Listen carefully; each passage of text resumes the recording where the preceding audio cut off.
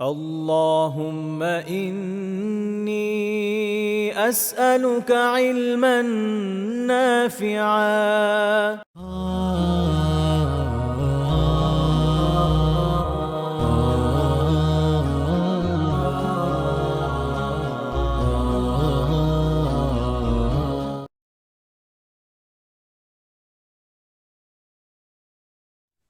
السلام عليكم ورحمة الله وبركاته.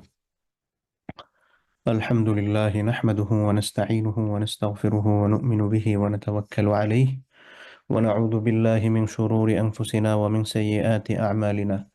من يهده الله فلا مضل له ومن يضلله فلا هادي له. وأشهد أن لا إله إلا الله وحده لا شريك له، وأشهد أن محمدا عبده ورسوله. أما بعد، فأعوذ بالله من الشيطان الرجيم. بسم الله الرحمن الرحيم. وإذا حكمتم بين الناس أن تحكموا بالعدل. وقال تعالى: ولا تكن للخائنين خصيما. وقال تعالى: وأقسطوا إن الله يحب المقسطين. عن عبد الله بن مسعود رضي الله عنه قال: قال رسول الله صلى الله عليه وسلم: لا حسد إلا في اثنتين: رجل آتاه الله مالا فسلته على هلكته في الحق، وآخر آتاه الله حكمة وهو يقضي بها ويعلمها.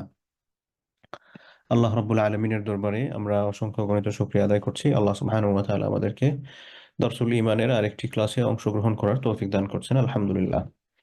আমাদের পক্ষ থেকে অসংখ্য অগণিত দুরূদ ও সালাম আমাদের প্রিয় নবী মুহাম্মদ, আমরা সবাই পড়ি সাল্লাল্লাহু আলাইহি ওয়াসাল্লাম, এবং তার সম্মানিত পরিবার পরিজন এবং সাহাবায়ে কেরাম, তাদের পথ ধরে যারা চলে গিয়েছেন, যারা পথ চলছেন, যারা পথ চলবেন, তাদের সবার প্রতি।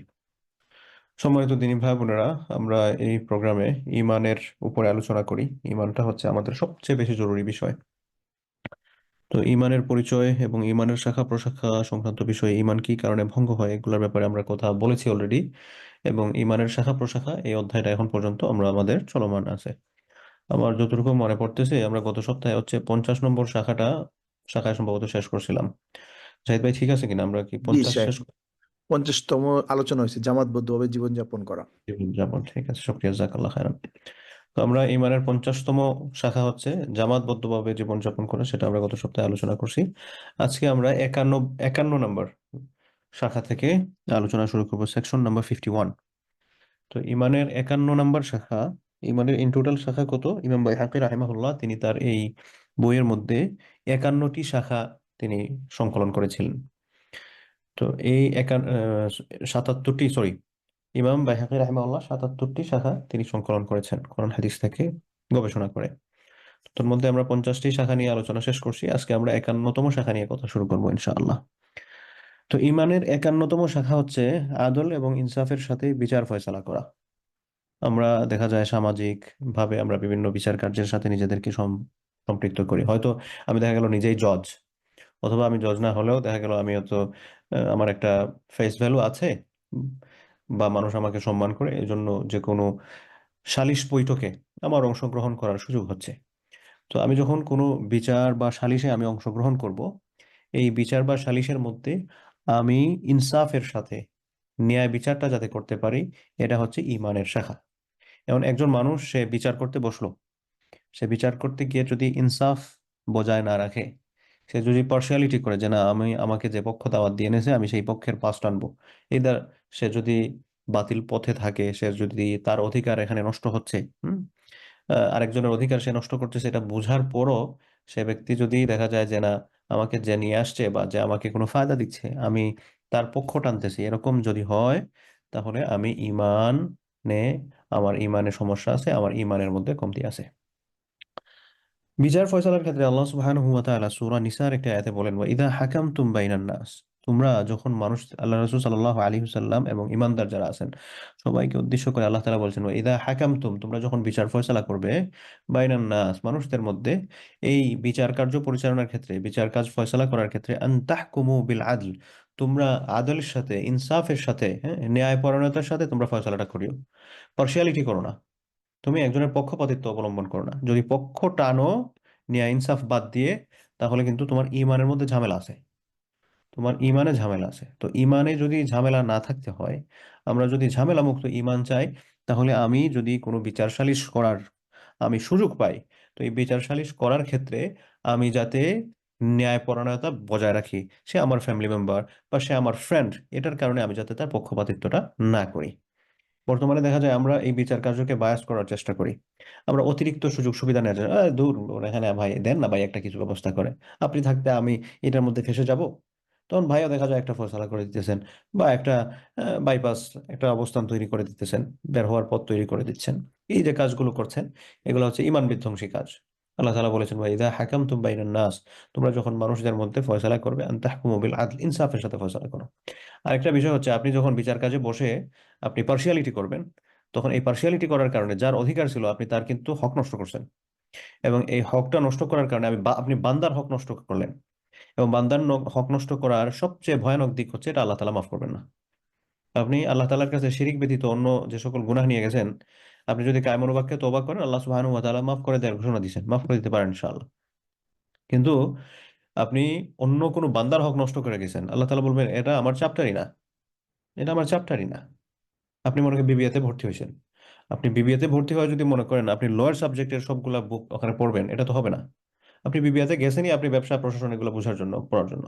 আর আপনি লতে ভর্তি হয়েছেন, লতে ভর্তি হয়ে আপনি যদি মনে করেন এখানে আপনি ইসলামিক স্টাডিজ পড়বেন অথবা ইসলামিক হিস্ট্রি অ্যান্ড কালচার পড়বেন, সেটা তো পসিবল হবে না। প্রত্যেকের একটা নির্ধারিত ক্ষেত্র আছে।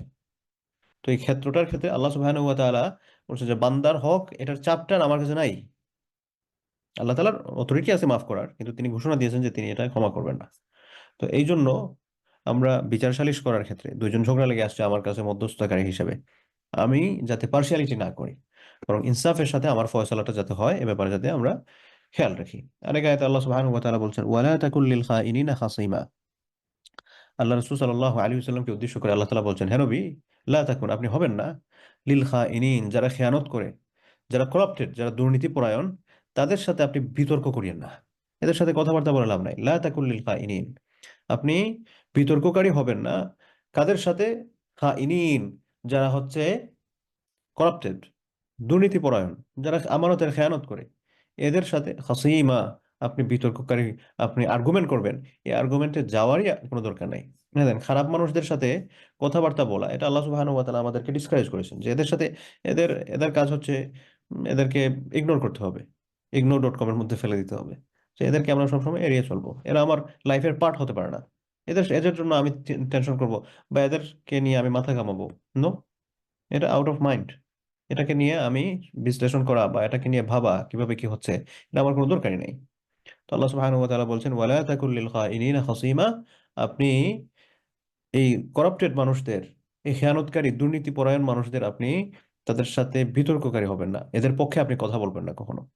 এদের সাথে এদের সাথেই কথা বলতে আল্লাহ রাসূল সাল্লাল্লাহু আলাইহি ওয়াসাল্লামকে আল্লাহ তাআলা নিষেধ করেছেন, যে এড়িয়ে যাবেন। এবং এদের পক্ষে কথা বলা তো আরো দূরের কাজ। এরপরে আল্লাহ সুবহানাহু ওয়া তাআলা আরেকটি আয়াতের মধ্যে বলছেন, ওয়া আকসিতু, তোমরা ইনসাফ করবে।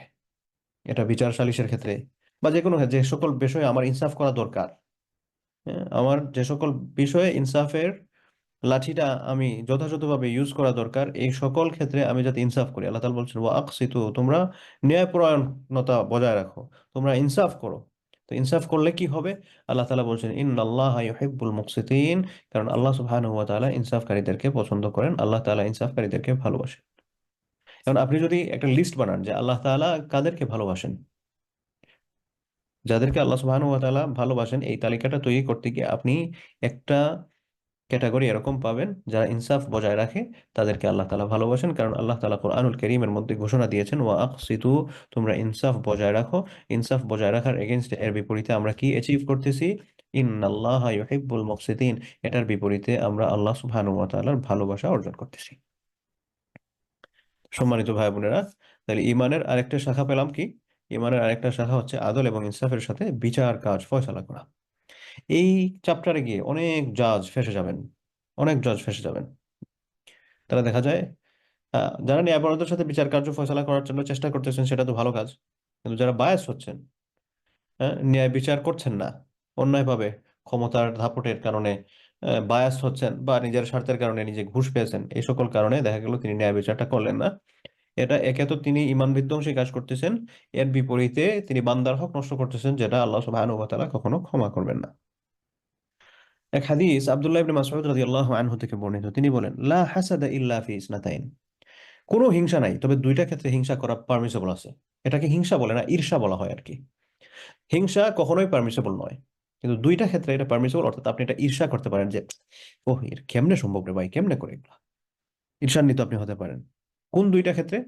রাজুলুন আতাহুল্লাহু মালান, এমন ব্যক্তি, রজুল আতাহুল্লাহু মালান, যাদেরকে আল্লাহ সুবহানাহু ওয়া তাআলা সম্পদ দিবেন, ফাসাল্লাতাহু আলা হালাকাতিহি ফিল হক, এই সম্পদটা পাওয়ার পর সে এটাকে যথাযথ ক্ষেত্রে ব্যয় করতেছে, অর্থাৎ এটার জাকাত আদায় করতেছে, আল্লাহ রাস্তায় দান সদকা করতেছে, তার ফ্যামিলির লুক আফটার করতেছে, ইসলামের যাতে ফায়দা হয় সেটার জন্য চেষ্টা করতেছে তার সম্পদ দিয়ে, তার আত্মীয় স্বজনের হক তার উপরে যতটুকু আছে সে এগুলা খুব যথাযথভাবে আদায় করতেছে। এই মানুষটাকে আপনি ঈর্ষা করতে পারেন না। আল্লাহ সুবহান তার এটা তার সম্পদের কারণে না, এটার কারণ হচ্ছে আল্লাহ তাআলা তাকে সম্পদ দিয়েছেন এবং সে সম্পদের যথাযথ ব্যবহার করতেছে। এখানে এই ঈর্ষাটা করা, আরে আমার যদি সম্পদ হয় তাহলে আমি এটা করবো, কেমনে করে, তার চেয়ে আমার আগে ছাড়া যেতে হবে। এটা হচ্ছে এক প্রকার। ও আখার, আর আরেকজন ব্যক্তি হচ্ছে যাকে আপনি ঈর্ষা করতে পারেন, আতাহুল্লাহু হিকমাতান, যাকে আল্লাহ সুবহানাহু ওয়া তাআলা প্রজ্ঞা দিয়েছেন, ইন্টেলেকচুয়ালিটি দিয়েছেন, ফাহুয়া ইয়াকদি বিহা ওয়া ইউআল্লিমুহা, যেটার মাধ্যমে সে ফয়সালা করে, ইয়াকদি ফয়সালা করে দেয়, অর্থাৎ কোন একটা সালিশ তার খুব বুদ্ধিটাকে কাজে লাগিয়ে কিভাবে এটাকে সমাধান করা যায়, একটা সমস্যা হয়ে গেছে এটাকে সমাধান করে, ওয়া ইউআল্লিমুহা, এবং সে এটা অন্যকে শিখায়। এই দুই প্রকার মানুষকে আপনি ঈর্ষা করতে পারেন, হিংসা করতে পারেন। আর অন্য কোনো জায়গায় হিংসা জায়েজ নাই, হারাম, আমল নষ্ট হয়ে যাবে। তাহলে কোন দুই জায়গায় আপনি ঈর্ষা করতে পারেন? দুই জায়গার এক জায়গাটা হলো যাদেরকে আল্লাহ সুবহানাহু ওয়া তাআলা সম্পদ দিয়েছেন এবং এই সম্পদ পাওয়ার পর সে এটাকে আল্লাহ সুবহানাহু ওয়া তাআলার রাস্তায় সে এটাকে খরচ করতেছে, এটা ফাহালাক, সে এটাকে হালাক করতেছে, অর্থাৎ ব্যয় করতেছে সঠিক রাস্তায়। আর আরেক প্রকার মানুষ যাকে আল্লাহ সুবহানাহু ওয়া তাআলা প্রজ্ঞা দিয়েছেন, সে খুব প্রজ্ঞাবান, সে এই প্রজ্ঞাকে পেয়ে সে এটার মাধ্যমে ইয়াকদি বিহা, সেটার মাধ্যমে কাজ করে, বিচার কাজ করে, ফয়সালা করে, কোনো একটা সমস্যা হলে এটাতে সে সমাধান করে, এবং এটা সে আরেকজন মানুষকে শিখায়। এই দুই প্রকার মানুষকে আপনি ঈর্ষা করতে পারেন। তো সম্মানিত ভাই বোনেরা, এখানে আমরা এই আয়াত এবং হাদিস থেকে বুঝলাম যে আদল এবং ইনসাফ এটার গুরুত্বটা কতটুকু, এবং এটা শুধুমাত্র খুবই গুরুত্বপূর্ণ আমল যে এরকমই নয়, বরং এটা ঈমানের একটা শাখা। কারোর মধ্যে যদি এটার কমতি থাকে তাহলে বুঝতে হবে তার ঈমানের মধ্যে সমস্যা আছে। এরপরে ঈমানের 52 নম্বর শাখা, সেটা হচ্ছে আমরু বিল মারুফ ওয়ান নাহি আনিল মুনকার, সৎ কাজের আদেশ করা এবং অন্যায় কাজের নিষেধ করা। ঈমানের 52তম শাখা হচ্ছে আপনি নিজেকে, নিজের পরিবারকে, আপনার অধীনস্থ যারা আছেন, আপনার সমপর্যায়ের যারা আছেন, যাদেরকে আপনি আদেশ করার ক্ষমতা রাখেন, তাদেরকে আপনি সৎ কাজের আদেশ করবেন এবং অন্যায় থেকে সে যদি অসৎ কাজ করে তাকে বিরত থাকতে বলবেন, বা আপনার শক্তি থাকলে তাকে বিরত রাখার জন্য আপনি সচেষ্ট হবেন। এই আমর বিল মারুফ, সৎ কাজের আদেশ এবং অসৎ কাজের নিষেধ, এটা হচ্ছে ঈমানের একটা শাখা।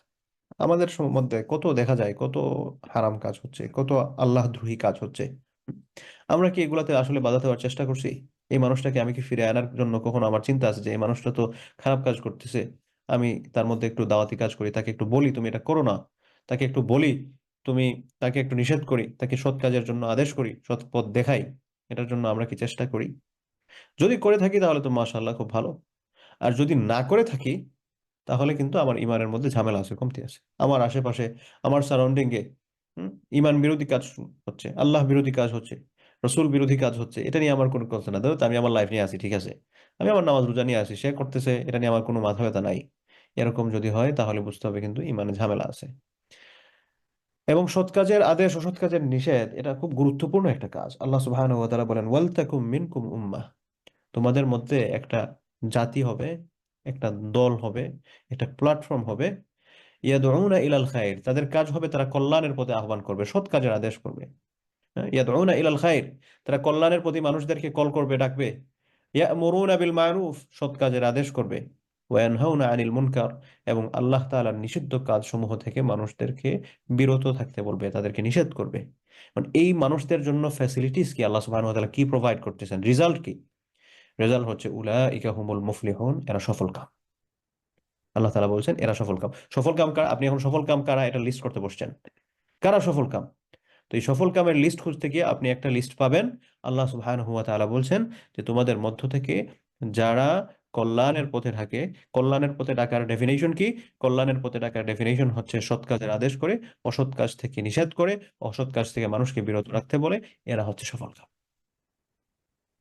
আরেক আয়াতে আল্লাহ সুবহানাহু ওয়া তাআলা বলেন কুনতুম খায়রা উম্মাতিন উখরিজাত লিন-নাস, তোমাদের মধ্যে একটা জাতি আছে, কুনতুম খায়রা উম্মাহ, তোমরা হচ্ছে উত্তম জাতি।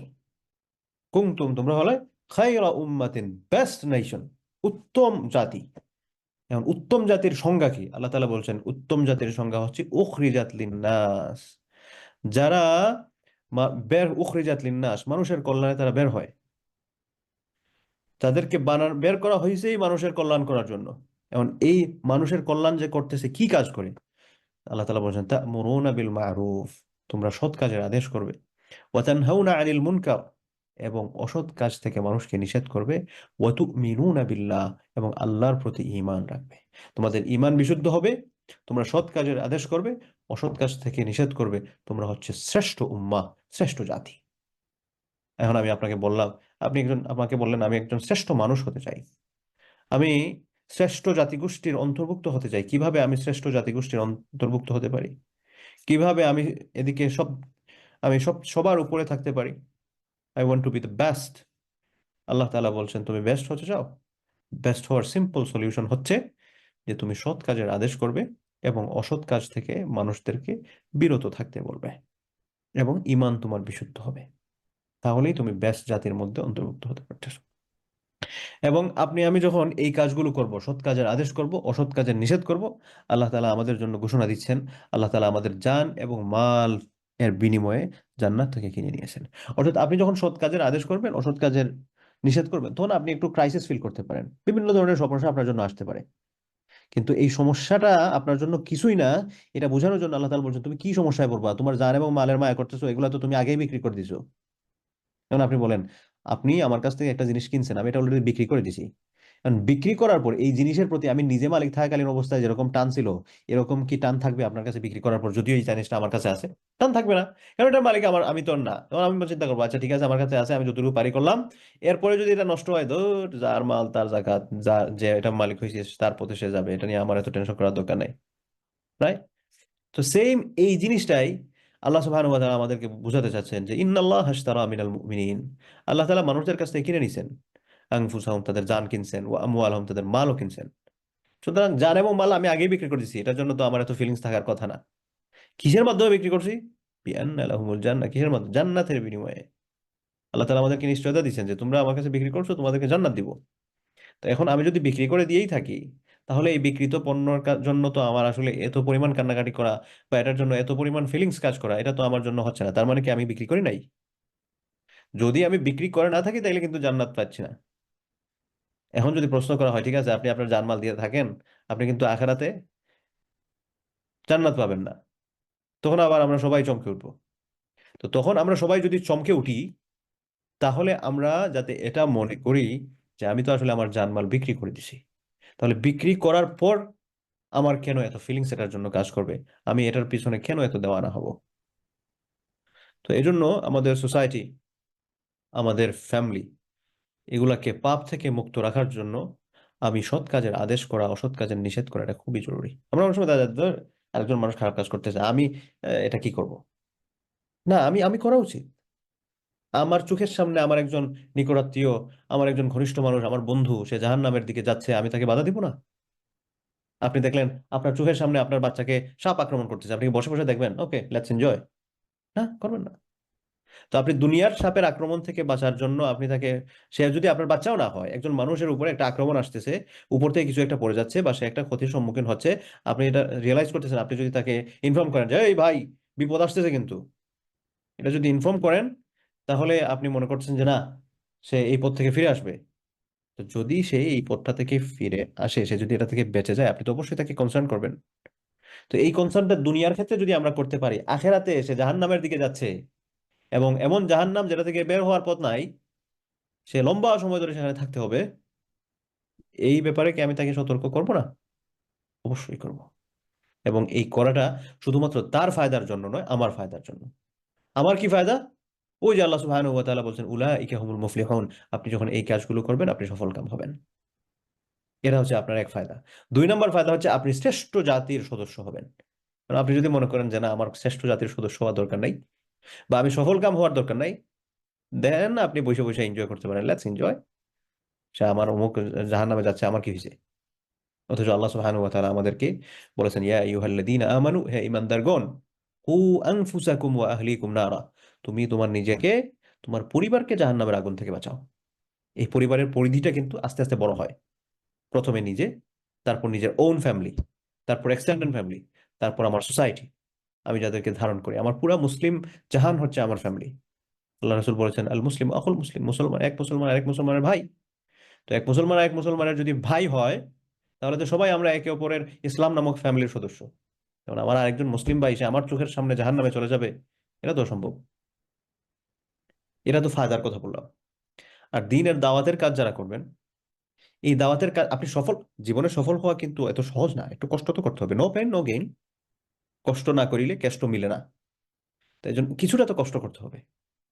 কি কষ্ট? আপনি দেখেন একজন মানুষ যখন ইন্স্যুরেন্স বিক্রি করে, সেই ইন্স্যুরেন্স বিক্রেতা সে একজন মানুষের কাছে কতবার যায়, কতভাবে কনভিন্স করার চেষ্টা করে সে দুনিয়ার একটা জিনিসের জন্য, কতভাবে। বা সেলসম্যান যারা আছে, সেলসম্যানরা দেখেন কতভাবে আপনার কাছে একটা প্রোডাক্ট বিক্রি করার চেষ্টা করে। আমরা তো ইসলামের বিধিবিধানগুলো আমার ভাইদের কাছে পৌঁছাচ্ছি, এবং এটার এগেনস্টে আমি যে পরিমাণ রিওয়ার্ড পাচ্ছি, এটা তো দুনিয়ার কোনো রিওয়ার্ডের সাথে এটার কোনো তুলনাই হয় না। এর জন্য আমরা আসলে বেস্ট জিনিসের খারাপ সেলার। আজকে ওয়েস্টের দিকে তাকান, পশ্চিমের দিকে তাকান, পশ্চিমে যে সকল, বা আমি পশ্চিমা সংস্কৃতির কথা বলতেছি আর কি। তো এই পশ্চিমা সংস্কৃতির যারা সেলার আছে তারা খারাপ জিনিস বিক্রি করতেছে, কিন্তু তারা হচ্ছে, তাদের এক্সপার্টিজ আছে সেল করার মধ্যে। তারা খারাপ জিনিসের বেস্ট সেলার, আর আমরা হচ্ছি বেস্ট থিং এর খারাপ সেলার। আমাদের সেল কোয়ালিটি ভালো না। আল্লাহ তাআলা আমাকে বলেন উদু ইলা সাবিল রাব্বিক, তুমি তোমার প্রভুর দিকে আহ্বান করো, বিল হিকমা, প্রজ্ঞার মাধ্যমে, ওয়াল মাউইজাতিল হাসানা, উত্তম উপদেশের মাধ্যমে, ওয়াজাদিলহুম বিল্লাতি হি আহসান, তর্ক করতে হলে উত্তম ভাবে করো। আমরা কি এইভাবে দাওয়াতি কাজ করি না? একজনের দাওয়াত দিচ্ছি, সে আমার কিছু একটা বলছে, মাথা গেছে গরম হয়ে গালি গালাজ করে ওয়াজ করতে বসছি, কে কয় তরিকায় কাফের, আরেক বক্তারা আমি কয় তরিকায় কাফের বানাইতে পারি সেই ব্যাপার নিয়ে আমি কথা বলা শুরু করি। হুম, তাহলে কোথায় গেল আমার হিকমা, কোথায় আমার প্রজ্ঞা গেল, আর কোথায় আমার উত্তম উপদেশ গেল, সুন্দর কথা গেল, আর কোথায় আমার তর্ক যাতে উত্তম ভাবে করি সেই শিক্ষা আমার গেল? আমি তো কিছুই করতেছি না। এই করতেছি না দেখেই আমি বললাম যে আমরা হচ্ছি খারাপ, আ- আম- এ, আমরা সেলার হিসেবে ভালো না। আমরা ভালো জিনিস সেল করার জন্য আমাদের দায়িত্ব দেওয়া হয়েছে, কিন্তু আমরা নিজেদেরকে ভালো সেলকারী হিসেবে নিজেদেরকে যথাস্থানে বসাতে পারতেছি না। যাই হোক, তো ইমানের 52তম শাখা হচ্ছে আমর বিল মারুফ ওয়ান নাহি আনিল মুনকার, সৎ কাজের আদেশ করা এবং অসৎ কাজ থেকে নিষেধ করা। আরেক আয়াতে আল্লাহ সুবহানাহু ওয়া তাআলা বলেন লুইনাল্লাযীনা কাফারু, যারা কাফের তাদেরকে অভিশাপ দেওয়া হয়েছে, মিন বানি ইসরাইল, বনি ইসরাইলের মধ্যে, আলা লিসানি দাউদ ওয়া ঈসা ইবনে মারইয়াম। কি কাদের মাধ্যমে অভিশাপ দেওয়া হয়েছে? দাউদ আলাইহিস সালামের মাধ্যমে, দাউদ আলাইহিস সালামের কথার মাধ্যমে, ঈসা আলাইহিস সালামের কথার মাধ্যমে। কারণ তারা বনী ইসরাইলের নবী ছিলেন আর কি, যে তাদের নবীরা তাদেরকে অভিশাপ দিয়েছেন। এবং এটা সবার, আমাদের সবার জন্য শিক্ষা। যারা কাফের তাদেরকে অভিশাপ দেওয়া হয়েছে নবীর পক্ষ থেকে। কেন অভিশাপ? যালিকা বিমা আসাউ ওয়া কানু ইয়াতাদুন, কারণ তারা আল্লাহ সুবহানাহু ওয়া তাআলার বিধানের বিরুদ্ধে বিদ্রোহী হয়ে গেছিল, এর বিপরীতে কাজ করা শুরু করছিল। সৎ কাজের আদেশ তারা তো করেই নাই, সৎ কাজ থেকে তারা মুখ ফিরায় নিছে, অসৎ কাজের মধ্যে নিজেদেরকে জড়ায় নিছে। ওয়া কানু ইয়াতাদুন, তারা খুব বাড়াবাড়ি করেছে। কানু লা ইয়াতানাহাউনা আনিল মুনকার, কানু তারা লা ইয়াতানাহাউনা আন মুনকারিন ফাআলুহ, তারা একে অপরকে অন্যায় কাজ থেকে যাতে বিরত রাখতে পারে এই দায়িত্ব তারা পালন করতো না। বরং তারা যা করত সেটা অত্যন্ত নিকৃষ্ট কর্মের নীতি ছিল। লাবিসা মা কানু ইয়াফআলুন, এটা কতই না খারাপ জিনিস ছিল যেটা তারা করতো। হয়তো তাদের চোখের সামনে খারাপ জিনিস হচ্ছে, তারা এ ব্যাপারে কোনো কনসার্ন না। মাঝে কিছু আছে তারা নিজেরাও খারাপ কাজ করে, আর কিছু আছে তো সে তার খারাপ করতেছে, ভাই আমি এটা নিয়ে চিন্তা করে লাভ নাই, আমি আমার পথে আছি। অথচ রাসূলুল্লাহ সাল্লাল্লাহু আলাইহি ওয়াসাল্লাম বলেন, আবু সাঈদ খুদরি রাদিয়াল্লাহু আনহু থেকে বর্ণিত হাদিস, সহিহ মুসলিমের, মান রাআ মিনকুম মুনকারা, তোমাদের মধ্য থেকে কেউ যদি দেখতেছো যে একটা নিষিদ্ধ হারাম কাজ হচ্ছে, ফালিয়ুগাইয়িরহু বিয়াদিহি, সে যেন তার হাত দিয়ে এটা বন্ধ করে দেয়। তার হাত দিয়ে বন্ধ করে দেওয়া মানে কি? সে যাতে জোর করে এটা বন্ধ করে, এটা এটা এখানে হতে পারবে না, অসম্ভব, এটা হতে পারবে না। কিন্তু এটা করতে যদি সে ক্যাপাবল না হয়, যে না হাত দিয়ে প্রতিহত করতে এই শক্তি তার নাই, এটার সাইড এফেক্ট যেটা আসবে সেটা কুলায় উঠতে পারবে না, ফাইল্লাম ইয়াস্তাতি ফাবিলিসানি, যদি সেটা না পারে তাহলে সে তাতে মুখ দিয়ে এটাকে প্রতিহত করে, অর্থাৎ মানুষকে বলে, সে নিজেকে বলে, তার সার্কেলকে বলে যে "এই, এটা খারাপ জিনিস, এটা তোমরা করো না ভাই, তোমরা আপনারা এই যে কাজগুলা করতেছেন এটা খারাপ কাজ, করিয়েন না"। এটা হচ্ছে 2 নম্বর। ফাইল্লাম ইয়াস্তাতি, এটারও যদি ক্ষমতা না থাকে, যে সে যদি কথা বলে তাইলে এটার কারণে যে সাইড এফেক্ট আসবে সেটাও সে কুলায় উঠতে পারবে না, এই ক্ষমতা নাই, বা বিকালবিহি, তাহলে সে যেন অন্তর দিয়ে এটাকে ঘৃণা করে, এই ধুৎ এটা কেন করতেছে না, এরা এরা ভালো হয় না কেন, এই ফিলিংসটা যাতে তার মধ্যে থাকে। ওয়াদালিকা আদআফুল ঈমান, ঘৃণা করা যেটা, এটা হচ্ছে ইমানের নিম্ন স্তর। ইমানে আছেন, ঠিক আছে, সৎ কাজের আদেশ অসৎ কাজের নিষেধ করতে পারতেছেন না, ক্ষমতা নাই, কিন্তু অ্যাটলিস্ট আপনি এই অসৎ কাজগুলোকে আপনি অপছন্দ করবেন এবং সৎ কাজগুলোকে আপনি পছন্দ করবেন। এক হাদিসে রাসূল সাল্লাল্লাহু আলাইহি ওয়াসাল্লাম বলেন, মা মিন নাবিয়্যিন বা'আথাহু আল্লাহু ফি উম্মাতিন ক্বাবলি ইল্লা কানা লাহু মিন উম্মাতিহি হাওয়ারিয়ুন ওয়া আসহাবুন ইয়াখুযুনা বিসুন্নতিহি ওয়া ইয়াক্তাদুনা বিআমরিহি। রাসূল সাল্লাল্লাহু আলাইহি ওয়াসাল্লাম বলেন, আমার পূর্বে, মা মিন নাবিয়্যিন বা'আথাহু আল্লাহু ফি উম্মাতিন ক্বাবলি, আমার পূর্বে কোনো জাতির কাছে, কোনো গোষ্ঠীর কাছে যে নবীকেই আল্লাহ সুবহানাহু ওয়া তাআলা প্রেরণ করছিলেন, তার তাকে হেল্প করার জন্য, অর্থাৎ ওই নবীকে হেল্প করার জন্য তার উম্মতের মধ্য থেকে প্রত্যেক নবীর এক একজন, এক একটা দল থাকতো তাদেরকে সহযোগিতা করার। আগে আল্লাহ রসুলের আগে আরো যত সকল নবী আসছেন, প্রত্যেকের জন্য একটা হেল্পার টিম ছিল। ইয়াখুযুনা বিসুন্নতি, তারা ওই তাদের নবীদের সুন্নতকে আঁকড়ে ধরতো, তাদের নবীদের ফুটস্টেপ, এটাকে তারা, আদর্শকে তারা ধারণ করতো। ওয়া ইয়াক্তাদুনা বিআমরি, এবং তারা তার আদেশ নিষেধ মেনে চলতো নবীর। সুম্মা ইন্নাহু তাখলুফু মিন বা'দিহিম খুলুফুন, এরপর এমন কিছু জাতির আবির্ভাব ঘটলো, হুম, এমন কিছু জাতির আবির্ভাব ঘটলো, ইয়াকুলুনা মা লা ইয়াফআলুন, তারা বলতো কিন্তু আমল করতো না। মানুষকে অবশ্য ভালো ভালো কথা বলতো, কিন্তু নিজে আমল করার ব্যাপারে নাই। তারপর লা ইউমার মা লা ইউমারুন মা লা ইয়াফআলুন ওয়া ইয়াফআলুনা মা ইউমারুন, তারা যা করতো না এমন কিছু বলতো, আর এমন কিছু করতো যেগুলোর ব্যাপারে তারা আদিষ্ট না, হারাম কাজ করতো। ফামান জাহাদাহুম বিয়াদিহি ফাহুয়া মুমিন, এই ধরনের লোকদের বিরুদ্ধে রাসূল সাল্লাল্লাহু আলাইহি ওয়াসাল্লাম বলেন, এই ধরনের লোকদের বিরুদ্ধে যারা লড়াই করবে, হুম, ফাহুয়া মুমিন, সে ইমানদার, হাত দ্বারা, অর্থাৎ জোর দিয়ে। ওমান জাহাদাহুম বিলিসানি, আর যাদের সাথে তার কণ্ঠ দিয়ে, অর্থাৎ সে মারামারি করে পারবে না, জোর করে কিছু করতে পারবে না, তাহলে মান জাহাদাহুম বিলিসানি, যে ব্যক্তি মুখ দিয়ে লড়াই করবে, সে বলবে এই তোমরা এগুলো হারাম কাজ করতেছো, অন্য মানুষদেরকে সতর্ক করবে, ফাহুয়া মুমিন, সে ব্যক্তিও মুমিন। ওমান জাহাদাহুম বিকলবিহি, কিন্তু কথা বলার ক্ষমতা তার নাই, কথা বললে যে রিয়াকশন হবে বা তাকে মারবে এটা সে কুলাতে পারবে না। হ্যাঁ? তারপর হচ্ছে, হ্যাঁ, জোর করেও কিছু করতে পারবে না। এমতো অবস্থায় কেউ যদি অন্তর দ্বারা লড়াই করে, অর্থাৎ এটাকে অপছন্দ করে, ফাহুয়া মুমিন, সেও মুমিন থাকবে। ওয়ালাইসা ওয়ারাআ যালিকা মিনাল ঈমান হাববাতু খারদাল, কিন্তু এরপরে, অর্থাৎ অপছন্দ করা এরপরে ইমানের একটা সরিষার দানা পরিমাণও স্তর আর নাই। অর্থাৎ আপনি একটা হারাম কাজ হচ্ছে, আপনি এটা আহ, প্রতিরোধ করার, কি বলে এটাকে, প্রতিহত করার আপনি, আপনার কোনো চিন্তা নাই, আপনি এটাকে অপছন্দও করতেছেন না, মুখ দিয়েও নিষেধ করতেছেন না, যে তার কাজ করতেছে ভাই, আমার এটা নিয়ে কোনো কনসার্ন নাই। আল্লাহ রাসূল সাল্লাল্লাহু আলাইহি ওয়াসাল্লাম এই সকল মানুষদের ব্যাপারে বলেন, তার মধ্যে আসলে ইমানের কোনো স্তরই নাই। কত বড় কথা, কত বড় কথা, যে আপনার এ ব্যাপারে আপনি কনসার্ন না, আপনি সব কিছু ছেড়ে বসে আছেন হাত পা গুছিয়ে। আল্লাহ রাসূল সাল্লাল্লাহু আলাইহি ওয়াসাল্লাম বলেন যে এই সকল মানুষদের মধ্যে ইমানের সর্বনিম্ন যে স্তর আছে এটাও নাই। বুখারী মুসলিমের হাদিস। বুখারীর হাদিস কিনা আমার পুরো মনে নাই, কিন্তু মুসলিমের হাদিস পুরো মনে পড়তেছে আর কি এটা। একবার আরেক হাদিস মনে পড়লো, এটা বুখারী মুসলিমের হাদিস। রাসূল সাল্লাল্লাহু আলাইহি ওয়াসাল্লামের এক স্ত্রী ছিলেন যায়নাব রাদিয়াল্লাহু আনহা। যায়নাব, এক যায়নাব ছিলেন আল্লাহ রাসূলের মেয়ে, আবার আরেক যায়নাব ছিলেন আল্লাহ রাসূল সাল্লাল্লাহু আলাইহি ওয়াসাল্লামের স্ত্রী। তো যায়নাব রাদিয়াল্লাহু আনহু একদিন সকালবেলা দেখলেন রাসূল সাল্লাল্লাহু আলাইহি ওয়াসাল্লাম ঘুম থেকে উঠছেন, মনটা খুব খারাপ, মলিন চেহারা। তো উঠার পর তিনি লা ইলাহা ইল্লাল্লাহ এটা 3 বার বললেন। 3 বার বলার পর তিনি বললেন, ওয়াইলুন লিল আরব, আরবদের জন্য ধ্বংস, আরবদের জন্য ধ্বংস। কেন ধ্বংস? তখন রাসূলুল্লাহ সাল্লাল্লাহু আলাইহি ওয়াসাল্লাম বললেন, এদেরকে মন্দ দ্রুত গ্রাস করতে আসছে। আল্লাহ রসুলের এই কথাগুলো আরবদের দিকে তাকিয়ে দেখেন, অথচ তারা ইসলাম পেয়েছিল, আমাদের চেয়ে তারা ইসলামের কাছে ছিল, কিন্তু তাদের আচরণে বর্তমানে কি মনে হয় যে তারা এখন পর্যন্ত এটা লালন করতেছে? তাদের মধ্যে ইসলাম একটা সংস্কৃতি ছিল, কিন্তু তারা আজকে এটা থেকে দূরে সরে যাচ্ছে। এরপর রাসূল সাল্লাল্লাহু আলাইহি ওয়াসাল্লাম বলেন যে আরবদের জন্য ধ্বংস, তাদেরকে মন্দ খুব দ্রুত গ্রাস করতে আসতেছে। ইয়াজুজ মাজুজ একটা আল্লাহ তাআলার সৃষ্টি আছে, মানুষদেরই একটা অংশ। এরা, আপনারা জানেন, জুলকারনাইন তাদের দেয়ালের মধ্যে আবদ্ধ করে রাখছেন। আল্লাহ রাসূল বললেন, এই ইয়াজুজ মাজুজ দেয়ালটা ভেঙে ফেলার একেবারে দ্বার প্রান্তে চলে আসছে, ছোট ছিদ্র করে ফেলছে, যে কোনো সময় বের হয়ে আসবে। তখন জায়নাব রাদিয়াল্লাহু আনহু আল্লাহ রাসূলকে বললেন, ইয়া রাসূলুল্লাহ, আপনি যে বললেন মন্দ মানুষকে গ্রাস করে ফেলবে,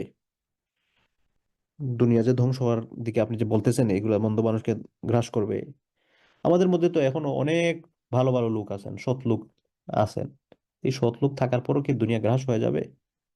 তখন রাসূল সাল্লাল্লাহু আলাইহি ওয়াসাল্লাম বললেন, যখন করাপশনের বিস্তার লাভ করবে, যখন দুর্নীতি, আমানতহীনতা এগুলার যখন বিস্তার লাভ করবে, তখন এই ভালো মানুষগুলো থাকার পরও সমাজ নষ্ট হয়ে যাবে, সমাজ নষ্ট হয়ে যাবে। আরেক হাদিসে রাসূল সাল্লাল্লাহু আলাইহি ওয়াসাল্লাম বলেন, একটা জাতি অশ্লীলতার মধ্যে সে যখন নিজেকে এমন ভাবে জড়িয়ে ফেলে যেখান থেকে সে বের হতে পারে না, তখন আল্লাহ সুবহানাহু ওয়া তাআলা এদেরকে বিভিন্ন ধরনের শাস্তি দেন। তো যে সকল ফেরেশতাদেরকে দায়িত্ব প্রদান করেন শাস্তি দেওয়ার জন্য, এরা বলেন, ইয়া রাসূল, আল্লাহ তাআলাকে বলেন, আল্লাহ, আপনি যে এখানে শাস্তি দেওয়ার কথা বলছেন, এখানে কিন্তু এমন কিছু মানুষ আছে যারা কিন্তু আপনার তাসবিহ পাঠ করে, আপনার পবিত্রতা বর্ণনা করে, আপনার ইবাদত বন্দেগী করে। তো আল্লাহ তাআলা বলবেন যে এদেরকে সহ ধ্বংস করে দাও, কারণ এরা জানতো কোনটা সঠিক কোনটা বেঠিক, কিন্তু বাকিদেরকে তারা এটা বলছে না। তো এজন্য সৎ কাজের আদেশ করা এবং অসৎ কাজের নিষেধ করা, এটা কিন্তু ঈমানের একটা গুরুত্বপূর্ণ বিধান, আমরা যাতে এ ব্যাপারে কনসার্ন থাকি। এরপরে হচ্ছে ঈমানের 53 নম্বর শাখা, ভালো কাজে একজন আরেকজনকে সহযোগিতা করা। সৎ কাজে পরস্পর একজন আরেকজনকে সহযোগিতা করা, এটা ঈমানের একটা শাখা। একজন মানুষ ভালো একটা কাজ করতেছে, আপনাকে ইনভাইট করলো যে আমার এই ভালো কাজে আপনি একটু শরিক হন। আপনার ক্ষমতা ছিল শরিক হওয়ার, সুযোগ ছিল শরিক হওয়ার, আপনি যদি শরিক না হন, তাহলে কিন্তু আপনার ঈমান দুর্বল, এটা আপনি প্রমাণ করলেন। আপনাকে যদি একজন মানুষ, হ্যাঁ, আপনার ক্ষমতা নাই এটাতে শরিক হওয়ার, অথবা তার চেয়ে ভালো অপশন আপনার কাছে আছে, তাহলে ভিন্ন কথা। কিন্তু আপনার কাছে এর চেয়ে ভালো অপশন নাই, আহ, সে আপনাকে ভালো কাজের দিকে আহ্বান করতেছে, কিন্তু আপনি এই সকল ব্যাপারে কনসার্ন না। এই সকল ব্যাপারে যদি কনসার্ন না থাকেন, তাহলে এই সৎ কাজে পরস্পর সহযোগিতা না করার কারণে বোঝা যায় ঈমানের মধ্যে তো দুর্বলতা আছে। আল্লাহ তাআলা আমাদেরকে উদ্দেশ্য করে বলেন, তাআওয়ানু আলাল বিররি ওয়াত তাকওয়া, তোমরা নেক কাজে, কল্যাণের কাজে, আল্লাহ ভীরুতার কাজে একজন আরেকজনকে সহযোগিতা করো। ওয়ালা তাআওয়ানু আলাল ইসমি ওয়াল উদওয়ান, পাপ, গুনাহ এবং সীমালঙ্ঘনতার কাজে তোমরা একজন আরেকজনকে সহযোগিতা করিও না। আনাস ইবনে মালিক রাদিয়াল্লাহু আনহু থেকে বর্ণিত হাদিস, বুখারী মুসলিমের হাদিস। আল্লাহ রাসূল সাল্লাল্লাহু আলাইহি ওয়াসাল্লাম বলেন, উনসুর আখাকা যালিমান আও মাজলুমান, তুমি তোমার জালেম অত্যাচারী ভাইকে এবং মজলুম ভাইকে সহযোগিতা করো। খেয়াল করে শুনেন হাদিসটা। আল্লাহ রাসূল বললেন যে তুমি তোমার অত্যাচারী, তোমার জালেম ভাইকে এবং তোমার মজলুম ভাইকে সহযোগিতা করো। فقال رجل يا رسول الله أنصره إذا كان مظلوما فكيف أنصره ظالما। আচ্ছা আল্লাহ রাসূল, আমার ভাই মাজলুম হলে, অত্যাচারিত হলে তাকে সহযোগিতা করব, এটা তো বুঝতে পারতেছি, সে অত্যাচারিত হলে তাকে আমি সহযোগিতা করব, তার উপর যাতে জুলুম না হয় সেটার জন্য চেষ্টা করব, কিন্তু জালেমকে সহযোগিতা করব বুঝলাম না ব্যাপারটা। ফাকাইফা আনসুরুহু জালিমান, আমি কিভাবে জালেমকে, অত্যাচারীকে কিভাবে সহযোগিতা করব? ফাকালা তামনাউহু মিনাজ জুলমি, আল্লাহ রাসূল বললেন, তাকে সহযোগিতা করার মানে হচ্ছে তুমি তাকে জুলুম করা থেকে বাধা দিবে। ফাযালিকা নাসরুকা ইয়াহু, এই যে তুমি তাকে জুলুম করা থেকে বাধা দিচ্ছ, এটা তুমি আসলে তাকে সহযোগিতা করতেছো, কারণ সে জুলুম করলে তো সে জাহান্নামের দিকে যাবে, জুলুম থেকে বাধা দিলে সে জুলুমটা করতে পারবে না, তুমি তাকে জান্নাতে যাওয়ার দিকে সহযোগিতা করতেছো। তো ঈমানের 53 নম্বর শাখাটা আমরা কি পেলাম? যে সৎ কাজে একজন আরেকজনকে সহযোগিতা করা। একজন মানুষ নামাজ পড়তে যাচ্ছে, আপনাকেও বললো চলেন নামাজে একসাথে যাই, হ্যাঁ, আপনি চিন্তা করলেন না একা নামাজ পড়ে ফেরি না, দুইজন একসাথে যান নামাজ পড়তে। একজন মানুষ একটা চ্যারিটির কাজ করতেছে, আপনাকে বললো, ভাই আমি এই চ্যারিটির কাজটা করতেছি, আমার সাথে কি একটু শরীক হওয়া যায় কিনা? হুম? আপনার কাছে যদি অন্য ভালো অপশন থাকে, ঠিক আছে, আপনি ভালো অপশন চুজ করবেন। কিন্তু আপনার কাছে মনে হলো যে না, এই মানুষটা আসলে সৎ মানুষ, তার মাধ্যমে সে একটা ভালো কাজ করতেছে, লেটস হেল্প হিম। এটা যদি করেন, তাহলে বোঝা গেল আমার ইমানের মধ্যে নূর আছে। আর যদি দেখা যায় যে না, একজন মানুষ ভালো কাজ করতেছে, এটার ব্যাপারে আমার কোন কনসার্ন নাই, তো আমি আছি আমাকে নিয়ে, তাহলে বোঝা গেল ইমানের মধ্যে ঝামেলা আছে। হুম। ইমানের তাহলে 53 নম্বর শাখা হচ্ছে সৎ কাজে পরস্পর একজন আরেকজনকে সহযোগিতা করা, সেটা যে কোনো ধরনের ভালো কাজ হোক। আপনার কাছে যদি অপশন থাকে ভালো কাজ করার, আপনি বেটারটা চুজ করবেন। কিন্তু আপনার কাছে যদি এটাই ভালো অপশন থাকে, তাহলে আপনি এটাতে সহযোগিতা করাটা আপনার জন্য জরুরি। এরপর ইমানের 54 নম্বর শাখা হচ্ছে আল হাইয়া। হায়া মানে হচ্ছে লজ্জাশীলতা। লজ্জাশীলতা ইমানের আরেকটা গুরুত্বপূর্ণ শাখা। একদিন রাসূল সাল্লাল্লাহু আলাইহি ওয়াসাল্লাম দেখলেন একজন মানুষ তার ভাইকে তার অতিরিক্ত লজ্জার কারণে তিরস্কার করতেছে, "এই, তুই এত শরম পাস, এত লজ্জা পাস, ধ্যাৎ।" তখন রাসূল সাল্লাল্লাহু আলাইহি ওয়াসাল্লাম ওই ব্যক্তিকে উদ্দেশ্য করে বললেন, যে তাকে তিরস্কার করতেছিল, যে দাহু, তুমি তাকে ছেড়ে দাও, তুমি তাকে তিরস্কার করিও না। ফাইন্নাল হায়াআ মিনাল ঈমান, কারণ লজ্জা হচ্ছে ঈমানের একটা অংশ। আপনার লজ্জা শরম নাই, তার মানে হচ্ছে আপনার ঈমানে ঝামেলা আছে। আপনার লজ্জা শরম আছে, আপনি লজ্জিত হন, আপনার লজ্জা আপনার মধ্যে কাজ করে, তাহলে বুঝতে হবে যে না, আপনার ঈমানটা এখন পর্যন্ত আছে। আরেক হাদিসে রাসূল সাল্লাল্লাহু আলাইহি ওয়াসাল্লাম বলেন, ইন্নাল হায়াতা লা ইয়াতি ইল্লা বিখাইরিন, লজ্জাশীলতা কল্যাণ ছাড়া আর কিছু নিয়ে আসে না। লজ্জাশীলতা আপনার জন্য কিচ্ছু নিয়ে আসে না, তবে একটা জিনিস নিয়ে আসে, সেটা হচ্ছে শুধু কল্যাণ। কারণ কল্যাণ থাকলে কি আর কিছু লাগে বলেন? তো এই জন্য লজ্জা, বর্তমান সময়ে দেখা যায় আমরা যত দিন যাচ্ছে আমাদের মধ্য থেকে লজ্জা কমতেছে, আমাদের মধ্যে লজ্জা কমতেছে। তো এই লজ্জা কমাটা কিন্তু গুড সাইন নয়, very bad sign, very bad sign. আমার মধ্যে লজ্জা নাই, তার মধ্যে আমার যত লজ্জা কম, আমার তত ঈমান কম, আমার যত লজ্জা বেশি, আমার তত ঈমান বেশি। তবে হ্যাঁ, লজ্জা মানে এটা না আল্লাহ তাআলা আমার জন্য যেটা পারমিসিবল করেছেন আমি সেটা করব না। লজ্জা মানে হচ্ছে আল্লাহ তাআলা আমাকে যেটা অনুমতি দেন নাই, আমি সেটা করতে যাব না। আমি এটা করতে গেলে আমার শরম লাগবে, হায় হায় আমি কি করতেছি, আমি কেমনে আল্লাহর সামনে মুখ দেখাবো। রাসূল সাল্লাল্লাহু আলাইহি ওয়াসাল্লাম আরেক হাদিসের মধ্যে বলেন, কানা নবী সাল্লাল্লাহু আলাইহি ওয়াসাল্লাম আশাদ্দা হায়াআম মিনাল আযারাই। রাসূল সাল্লাল্লাহু আলাইহি ওয়াসাল্লাম কুমারী মেয়ের চেয়েও খুব লাজুক ছিলেন। কানা নবী সাল্লাল্লাহু আলাইহি ওয়াসাল্লাম আশাদ্দা হায়াআম মিনাল আযারাই ফি খিদরিহা। রাসূল সাল্লাল্লাহু আলাইহি ওয়াসাল্লাম কুমারী মেয়ের চেয়েও, কুমারী মেয়ে মানে কি, যাদের মনে করেন আগে বিয়ে হয় নাই, যাদের বিয়ে শাদী হয়ে গেছে, তাদের মধ্যে আস্তে আস্তে লজ্জা কমতে থাকে। মানে এটা থেকে আর কি, যে মনে করেন একটু মুরব্বি মুরব্বি পর্যায়ে চলে গেছেন। তো যে সকল মেয়েদের বয়স কম, বিয়ে শাদী হয় নাই, তাদের মধ্যে দেখবেন লজ্জার পরিমাণটা ওনাদের চেয়ে একটু কম, সরি ওনাদের চেয়ে একটু বেশি থাকে। তো আল্লাহ রসুল সাল্লাল্লাহু আলাইহি ওয়াসাল্লাম, তার মধ্যে লজ্জাটা কেমন ছিল, কুমারী মেয়েদের চেয়েও বেশি। ইদা যাকারাহা শাইআন আরাফনাহু ফি ওয়াজহিহি, উনি ইদা কারিহা শাইআন, তিনি যদি কোনো কিছু অপছন্দ করতেন, ইদা কারিহা শাইআন আরাফনাহু ফি ওয়াজহিহি, তিনি কোনো কিছু অপছন্দ করলে আমরা তার চেহারা দেখেই বুঝে ফেলতাম। অর্থাৎ তিনি সবকিছু বলতেন না, অপছন্দ মানে লজ্জা পেতেন বা এরকম, কিন্তু আমরা তার চেহারা দেখে বুঝে ফেলতাম যে এখানে ঘটনা কিছু আছে, এটা আমরা করতে যাব না। খুব লজ্জা পেতেন। আরেক হাদিসে রাসূল সাল্লাল্লাহু আলাইহি ওয়াসাল্লাম বলেন, ইন্না মিম্মা আদরাকান নাসু মিন কালামিন নুবুওয়াতিল উলা ইযা লাম তাস্তাহ ফাসনা মা শিত। আল্লাহ রাসূল সাল্লাল্লাহু আলাইহি ওয়াসাল্লাম বলেন, আগের নবীগণ মানুষদেরকে যখন আদব শিখাতেন, শিষ্টাচার, গুড বিহেভিয়ার যখন শিখাতেন, তো এই শিখানোর কাজে যে সকল কথা বলতেন, তার মধ্যে প্রথম কথা ছিল, ইদা লাম তাস্তাহ ফাসনা মা শিতা, তোমার যদি লজ্জা না থাকে তাহলে তুমি যা খুশি তা করতে পারো। তোমার লজ্জা থাকলে তুমি যা খুশি তা করতে পারো না। আর তুমি যদি লজ্জাকে বিসর্জন দিয়ে দাও, তাহলে whatever you want you can do it, তুমি যেটাই পছন্দ করো এটাই তুমি করতে পারবে, যদি তোমার লজ্জা না থাকে। আপনি, আপনার লজ্জা শরম নাই, আপনি মনে করেন আমি কোনো কাপড় চোপড় পরে হাঁটবো না, আমি সব খুলে হাঁটবো, হাঁটতে পারেন, আপনার যদি লজ্জা না থাকে। আপনি একজন মানুষকে মেরে দিবেন গিয়ে, লজ্জা নাই, মেরে দিতে পারেন। আল্লাহর সামনে কি মুখ নিয়ে দাঁড়াবেন সেটার ব্যাপারে আপনি কনসার্ন না, আপনার মনে যা চায় সে তা করতে পারেন। এজন্য আল হায়া মিনাল ঈমান, লজ্জাশীলতা হচ্ছে ঈমানের অঙ্গ। লজ্জাশীলতা ঈমানের অঙ্গ। তো ফ্রি মিক্সিং এর ক্ষেত্রে যেটা হয়, মানুষদের মধ্যে লজ্জা কমে যায়। এই ফ্রি মিক্সিং এর কারণে পর্দার লঙ্ঘন হচ্ছে, এটা তো গুনাহ হইতেছে। কিন্তু তার চেয়ে বড় বিষয় হচ্ছে যে এই ফ্রি মিক্সিং এর কারণে লজ্জা কমে যায় এবং লজ্জা কমার কারণে ঈমান কমে যায়।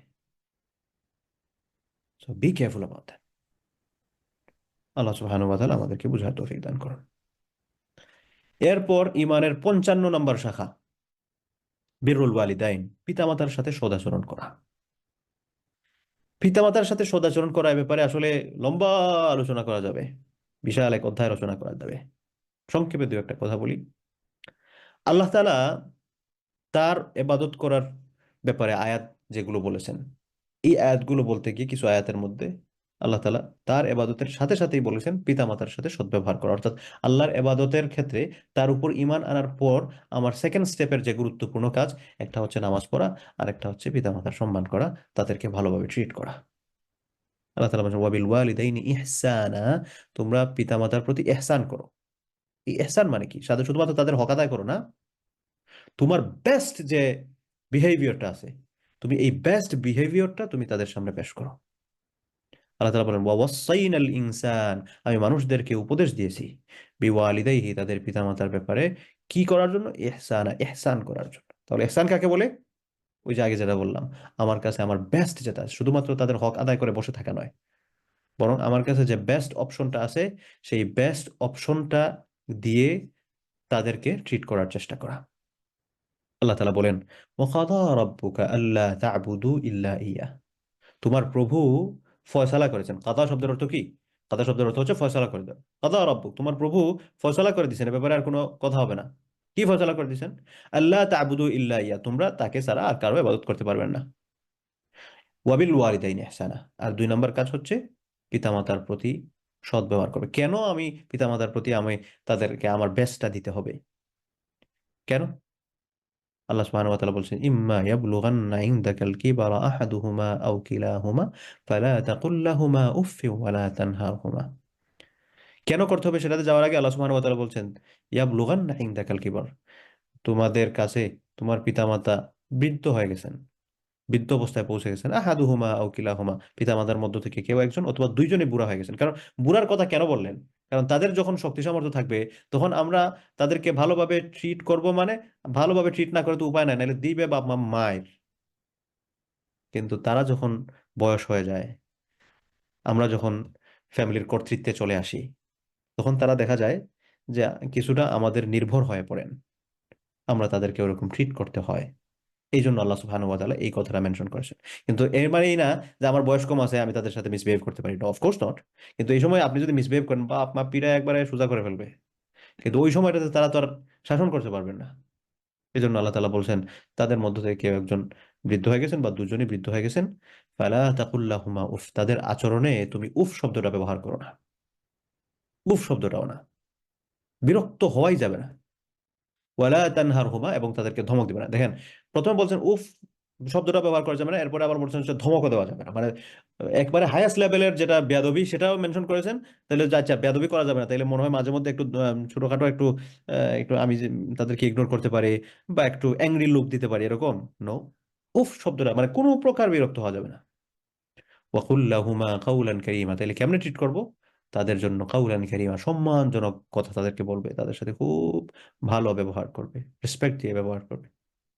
ওয়াখফিদ লাহুমা জানাহা যুল্লি মিনার রাহমা, তুমি তাদের জন্য তোমার বিনয়ের ডানা তাদের জন্য বিছিয়ে দিবে। বিনয় ও নম্রতার সাথে তাদের সামনে আমাদের নত হয়ে থাকতে হবে। এরপর আমরা তাদের জন্য দোয়া করতে হবে। কি দোয়া করব?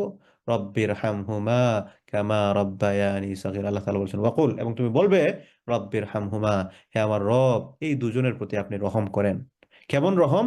কামা রব্বায়ানি সগীরা, যেমন রহমটা তারা, কামা রব্বায়ানি, যেমন রহমটা যেভাবে তারা আমাদেরকে লালন পালন করেছেন ছোট অবস্থায়, যে মায়াটা দিয়ে তারা আমাদেরকে বাল্যকালে আমাদেরকে প্রতিপালন করেছেন, সেরকম রহম আপনি তাদের প্রতি করুন। এখন বলবেন আমি কেন এটা করব? কারণ আল্লাহ সুবহানাহু ওয়া তাআলা বলেছেন হামালাতহু উম্মুহু কুরহা ওয়া ওয়াদাআতহু কুরহা, তোমার মা তোমাকে গর্ভের মধ্যে ধারণ করেছেন, কষ্টের কাজ। প্রসব করেছেন, কষ্টের কাজ। ওয়া হামলুহু ওয়া ফিসালুহু ৩০ শাহরা, এরপর দুধ পান করাইছেন, গর্ভে ধারণ করেছেন, দুধ পান করিয়েছেন লম্বা সময়, কতটুকু? হামলুহু ওয়া ফিসালুহু 30 মাস। তোমার মা তোমার জন্য এত কিছু করলেন, গর্ভে ধারণ করলেন, প্রসব করলেন, তোমাকে দুধ পান করালেন, কত উত্তম ভাবে তারা ট্রিট করলেন, খেয়ে না খেয়ে তোমাকে ভালো রাখার চেষ্টা করলেন। এজন্য তোমার করণীয় হচ্ছে তুমি তাদেরকে ভালোভাবে ট্রিট করবে। তো পিতামাতাকে ভালোভাবে ট্রিট করা, এটা হচ্ছে ইমানের একটা শাখা। আপনারা অনেকেই এই ঘটনাটা শুনছেন। মুসা আলাইহিস সালাম একবার আল্লাহ তাআলাকে বললেন যে, আল্লাহ, জান্নাতে আমার সাথে কে থাকবে, আমি তার সাথে তারা একটু দেখতে চাই। তো মুসা আলাইহিস সালাম তো একটু মনে করেন যেটা বলতেন সেটা আল্লাহ তাআলার কাছ থেকে মানে নিয়েই ছাড়তেন, সবসময় লেগে থাকতেন আর কি। আল্লাহ, আমি এটা চাই, এটা চাই। যেমন একবার বলছেন আল্লাহকে দেখবেন, তো আল্লাহ তাআলা বলছেন, না, তুমি তো আমার দেখতে পারবা না, ক্ষমতা রাখো না। না আল্লাহ, দেখবো দেখবো দেখবো। তখন আল্লাহ তাআলা বললেন, ঠিক আছে, ওই পারে যাও, ওইদিকে তাকাও। নূরের একটা ঝলকানি দিলেন, অজ্ঞান হয়ে পড়ে গেলেন মুসা আলাইহিস সালাম। তো মুসা আলাইহিস সালাম যেটা করতেন, মানে যেটা চাইতেন আর কি, এটা বারবার লেগে থাকে আর কি। এই কিছু সন্তানরা আছে না, আম্মা এটা দেও দেও দেও দেও, দিতেই হবে, এরকম আর কি। তো মুসা আলাইহিস সালাম আল্লাহ তাআলাকে বললেন যে, আল্লাহ, আমি জান্নাতে আমার সাথে কে থাকবে, আমি তার সাথে একটু দেখা করতে চাই। তো আল্লাহ সুবহানাহু ওয়া তাআলা বলেন, ঠিক আছে, তুমি ওই জায়গায় যাও, ওখানে একটা লোক পাবা, সে হচ্ছে তোমার সাথে জান্নাতে থাকবে। মুসা আলাইহিস সালাম গেলেন, গিয়ে দেখলেন একজন মানুষ লো গ্রেড জব করে, কর্মকারের জব। কর্মকারের জব মানে লো গ্রেডের জব। সে হচ্ছে আপনার কর্মকারের জবের মধ্যে কি কি পড়ে? লো গ্রেডের, মনে করে যে খোসাই, তারপর হচ্ছে লোহা দিয়ে দাটা বানানো, এই ধরনের কাজ যেগুলো আর কি, কাঠুরে টাইপের কাজ যেগুলো। মুসা আলাইহিস সালাম বললেন, এই লোক আমার কবরের সাথে কি দিয়ে বুঝলাম না। তো বললেন যে উনি তারা ফলো করলেন, ঠিক সে কি করে।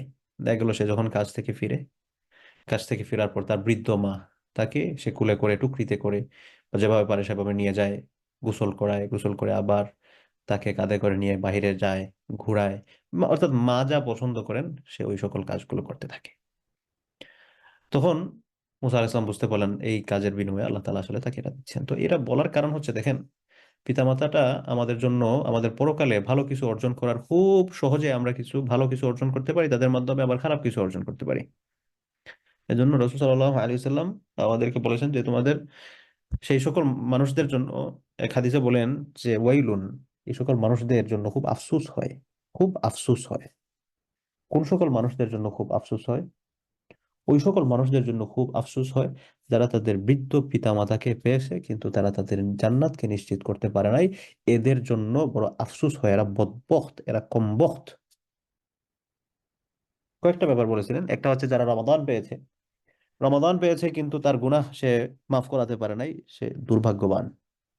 এবং ওই সকল মানুষ, যে সকল মানুষ সে তার বৃদ্ধ পিতামাতাকে পেয়েছে কিন্তু বৃদ্ধ পিতামাতাকে পাওয়ার পর তাদের দোয়া দিয়ে সে তার জান্নাতকে নিশ্চিত করতে পারে নাই, তাদের কাছ থেকে সে দোয়া নিতে পারে নাই, এদের জন্য আফসোস। এজন্য আমার ঘরে পিতামাতা আছেন, এই পিতামাতা কিন্তু আমার জান্নাতে যাওয়ার একটা কার্ড। এই কার্ডটাকে যাতে আমরা যথাযথভাবে মূল্যায়ন করি। আমরা অনেকেই এটার ব্যাপারে কনসার্ন থাকি না, অথচ তাদের মাধ্যমে আমরা খুব সহজে জান্নাতেও যেতে পারবো, তাদের মাধ্যমে আমরা খুব সহজে জাহান্নামেও যেতে পারবো। এক সাহাবী মৃত্যুশয্যায় শায়িত, কিন্তু মারা যাচ্ছিলেন না, কালেমা পড়তে পারতেছিলেন না। রাসূল সাল্লাল্লাহু আলাইহি ওয়াসাল্লাম আসলেন, এসে এই অবস্থা দেখে তার মাকে খবর দিয়ে নিয়ে আসলেন। এসে বললেন, তুমি কি তোমার ছেলের প্রতি অসন্তুষ্ট? তিনি বললেন, হ্যাঁ, আমার ছেলে আমার সাথে মিসবিহেভ করছে, আমি সন্তুষ্ট না। তখন আল্লাহ রাসূল বললেন যে, তাকে ক্ষমা করে দাও। তখন তিনি ক্ষমা করতে রাজি হলেন না। রাসূল সাল্লাল্লাহু আলাইহি ওয়াসাল্লাম তখন বললেন, ঠিক আছে, এখানে আগুন জ্বালাও, আগুন জ্বালায়া তারে আগুনের মধ্যে ফেলে দাও। তো যখন এটা শুরু করা মানে এটা ভয় দেখানো আর কি। তো এটা যখন বললেন তখন মা তখন আবার মানে বললেন যে, আমার চোখের সামনে আমার ছেলেকে আগুনে জ্বলবে, এটা তো আমি সহ্য করতে পারি না। আল্লাহ রসুল বললেন, তুমি এখানে এটা সহ্য করতে পারছো না, তুমি যদি তাকে ক্ষমা না করো তাহলে তো সে জাহান্নামের আগুনে জ্বলবে। তখন আল্লাহ রসুলের কথায় ওই ভদ্র মহিলা ওনাকে ক্ষমা করে দেন। ক্ষমা করে দেওয়ার সাথে সাথে তিনি কালিমাও পড়েন এবং দুনিয়া থেকে খুব সহজেই বিদায় নিয়ে নেন। তো দেখেন, পিতামাতা আমাদের জন্য জান্নাতে খুব সহজে যাওয়ার মাধ্যম এবং জাহান্নামেও খুব সহজে যাওয়ার মাধ্যম। আমার মিসবিহেভিয়ার কারণে আমার পিতামাতার যদি উফ শব্দটা তাদের মুখ থেকে বের হয়, তারা যদি কষ্টে থাকেন, এটা নিয়ে আমি কখনোই ভালো অবস্থায় থাকতে পারবো না, কখনোই ভালো অবস্থায় থাকতে পারবো না। কিন্তু পিতামাতার দোয়া যদি আপনার সাথে থাকে, আপনার জীবনে উন্নতি হবেই হবে ইনশাআল্লাহ। আমার চোখের দেখা কত ঘটনা আমি আপনাদেরকে বলবো। আমার এক চাচা ছিলেন বলতে এখনো আছেন। তো অর্থনৈতিক ভাবে উনি মনে করেন আজকে থেকে 15-20 বছর আগে উনি ওরকম সমৃদ্ধ ছিলেন না আর কি, এবং খুব কষ্টে দিনাতিপাত করতেছিলেন। কিন্তু ওই অবস্থায় তিনি তার মাকে কোনোভাবেই যাতে কষ্ট না হয় এটার জন্য সবকিছু ওনার ছিল একদিকে, ওনার মা ছিলেন ওনার একদিকে, এরকম নিশ্চয়তা উনি এনশিওর করতেছিলেন। তো ওই দাদু তিনি সব সময় চাচার জন্য দোয়া করতেন যে আরে আমার এই ছেলেটা অর্থনৈতিকভাবে কষ্টের মধ্যে আছে, আল্লাহ তাআলা তাকে ভালো করে দিন, উন্নত করে দিন। ঠিকই দেখা গেল আর কয়েক বছর পর দাদু মারা গেলেন, এবং ওনারও অর্থনৈতিক সমৃদ্ধিটা বাড়তে লাগলো এবং এখন তিনি বেশ যথেষ্ট স্বচ্ছন্দ জীবনযাপন করতেছেন। তো এরকম ঘটনা আপনারা আমারও চতুর্দিকে দেখবেন। তো এই জন্য পিতামাতা থাকতে পিতামাতার কদর করেন, কারণ যখন চলে যাবেন তখন আমরা চেয়েও কিন্তু পাবো না। আমার আব্বা দুনিয়া থেকে চলে গেছেন, আমি চাইলেও কিন্তু আমি আমার আব্বার দোয়াটা এখন আর নিতে পারবো না। তো এজন্য যাদের পিতামাতা আছেন, এই পিতামাতাকে সম্মান করেন, তাদেরকে কদর করেন, তাদের প্রতি শ্রদ্ধাবনত হন, তাদের যাতে কষ্ট না হয় এই সকল বিষয়গুলো এনশিওর করেন। আপনি একটু চিন্তা করেন, আপনি আপনার বাচ্চাকে কিভাবে আপনি লালন পালন করতেছেন, কত কষ্ট করতেছেন। সেম এই কাজগুলো কিন্তু আপনার পিতা মাতা আপনার জন্য করেছেন। তো আপনার সন্তানদের প্রতি আপনার যেরকম ভালোবাসা, পিতা মাতার আপনার বাবা মারও কিন্তু আপনার প্রতি সেরকম ভালোবাসা, হয়তো এটা তারা এক্সপ্রেস করতে পারছেন না, বর্তমানে তার বয়স হয়েছে, এটা হয়তো এভাবে এক্সপ্রেস হচ্ছে না। আপনাকে সেটা বুঝে নিতে হবে। একে তো হচ্ছে মানবিকতা, আর আরেকটা হচ্ছে আখিরাতের পাথেয় সংগ্রহের মাধ্যম। তো আল্লাহ সুবহানাহু ওয়া তাআলা যাতে আমাদেরকে এই সকল বিষয়গুলো বুঝার তৌফিক দান করেন। মোটামুটি 1 ঘন্টার কাছাকাছি হয়ে গেছে। আমরা এরপরে আজকে 5টা আমরা পয়েন্ট নিয়ে আলোচনা করলাম। ইমানের শাখা। আগামী সপ্তাহে আল্লাহ তাআলা তৌফিক দিলে আমরা ইমানের 56 নম্বর শাখা থেকে কথা শুরু করব। আজকে আমরা যে 5টা শাখা নিয়ে কথা বললাম, কি কি 5টা শাখা আপনাদের মনে আছে কিনা? 1 নাম্বার হচ্ছে আদল এবং ইনসাফের সাথে বিচার ফয়সালা করা। আপনি কোথাও বিচার সালিশে বসছেন বা কোনো কিছু সমাধান করতে বসছেন, ইনসাফের সাথে ফয়সালা করা। 2 নাম্বার হচ্ছে আমর বিল মারুফ নাহি আনিল মুনকার, সৎ কাজের আদেশ করা এবং অসৎ কাজের নিষেধ করা। এরপরে হচ্ছে ভালো কাজে একজন আরেকজনকে পরস্পর সহযোগিতা করা। আর 4 নাম্বার হচ্ছে লজ্জাশীলতা, এবং 5 নাম্বার হচ্ছে পিতা মাতার সাথে সদাচরণ করা। তো আজকে আমরা 51 নাম্বার ইমানের শাখা থেকে শুরু করছিলাম, 55তে এসে শেষ করলাম। 5টা ইমানের শাখা নিয়ে কথা বললাম, আলহামদুলিল্লাহ। আল্লাহ তাআলা তৌফিক দিলে আমরা আগামী সপ্তাহে 56 নাম্বার শাখা থেকে কথা শুরু করব।